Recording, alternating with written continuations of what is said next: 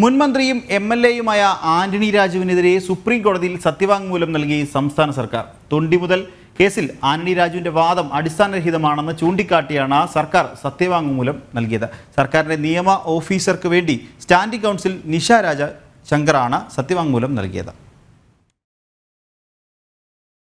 മയക്കുമരുന്ന് കടത്തിയ കേസിൽ പ്രതിയായ ഓസ്ട്രേലിയൻ പൗരനെ രക്ഷിക്കാൻ കോടതിയിലിരുന്ന തൊണ്ടി മുതൽ മാറ്റിയെന്നാണ് മുൻമന്ത്രിയും എം.എൽ.എയുമായ ആന്റണി രാജുവിനെതിരെയുള്ള കേസ്. കേസ് രാഷ്ട്രീയ ഭാവി തകർക്കാനുള്ള ഗൂഢാലോചനയാണെന്ന ആന്റണി രാജുവിന്റെ വാദത്തെ പൂർണ്ണമായും തള്ളിക്കളഞ്ഞാണ് സംസ്ഥാന സർക്കാർ ഇപ്പോൾ സുപ്രീം കോടതിയിൽ സത്യവാങ്മൂലം നൽകിയിരിക്കുന്നത്.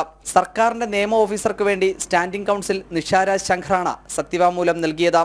നേരത്തെ കേസിൽ സർക്കാർ മറുപടി വൈകിയാലും കോടതിയുടെ വിമർശനമുണ്ടായിരുന്നു.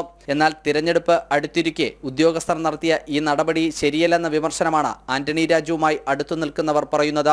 അടുത്ത മുന്നണി യോഗത്തിൽ ഇക്കാര്യം ഉന്നയിക്കാനും ആലോചിക്കുന്നുണ്ട്.